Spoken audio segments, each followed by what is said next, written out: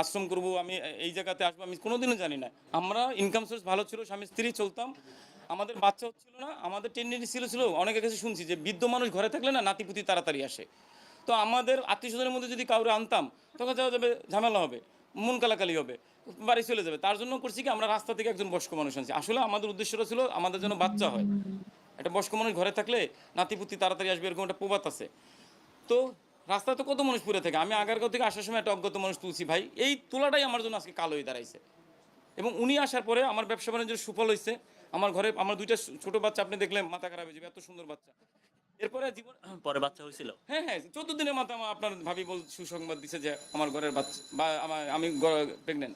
তো সেই জায়গা থেকে, এবং আনার পর ওনাকে রাখতে পারছিলাম না, ওনার পায়ে একটা গ্যাংরিং ছিল। গ্যাংরিংয়ে এত গন্ধ, কেউ আমাদের বাসায় স্টেপ করতেছিল না। দেন আমরা একটা টিন শেড বাড়ি ভাড়া করে 3500 টাকা 2014 সালে রাখছি। দেন ওখান থেকে আসলে আমাদের মধ্যে ওনার আসার পরে যে সুফলটা পাইছি, আমার বকেয়া বেতন, বকেয়া টাকা পয়সা ফেরত পাইছি, আমার ঘরের মানে নাতি আসতে, মানে ছেলে আসছে, সব মিলে খুশিতে খুশিতে এই পর্যন্ত চলছে। দেন 2018 সালে 19 সাল পর্যন্ত গোপনই চালাইছি। যখন আপনারা জানলেন, আমি দিনে দিনে সেলিব্রিটি হয়ে গেলাম। ঠিক আছে, এখন তো সেলিব্রিটি মানুষ ভাবলো ভালোই লাগে, মানুষ বাইরে গেলে চা খাওয়ায় ফ্রি, এটা কি আমার দোষ? আপনার মোট কয়টা পেজ? আমার পেজ আছে, মানে ব্যাকআপ রাখছি দুইটা দাদা। চাইল্ড লাইন উল্লেস ফাউন্ডেশন নামে একটা রাখছি, মিল্টন সমুদ্র নামে একটা রাখছি। একটা আইডি আছে প্রায় 11 মিলিয়ন, মানে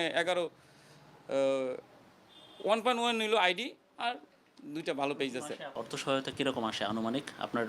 দাদা আমাদের 25 লাখ টাকা আসে প্রতি মাসে? হ্যাঁ, 25 লাখ টাকা আসে। আমরা রোজার মাসে অনেকটা ভালো টাকা পাইছি। রোজার মাসে প্রায় 1.5 কোটি টাকার মতো আসছে। এবং রোজার মাসে আমি বেতন বোনাস সব দিয়ে স্টাফদের খরচ, আমার প্রতি মাসে 16 লাখ টাকা বেতন দিচ্ছি। স্টাফ কত? 102 জন। দুইটা মিলে? হ্যাঁ, দুইটা মিলে। কোন প্রতিষ্ঠানে কয়জন আছে? ওই এই আমাদের এখানে কয়জন আছে আরাফাত? না না না, 35 জন। আর সাভারে? সাপারে আছে ধরেন আপনার আরও 75 জনের মতো। আর এখানে কতজন আশ্রয় দিচ্ছেন? ওখানে কতজন আছে? এইখানে হলো এখন আছে কত বাবা মা? 20 জন আসছে। আর ইয়েতে?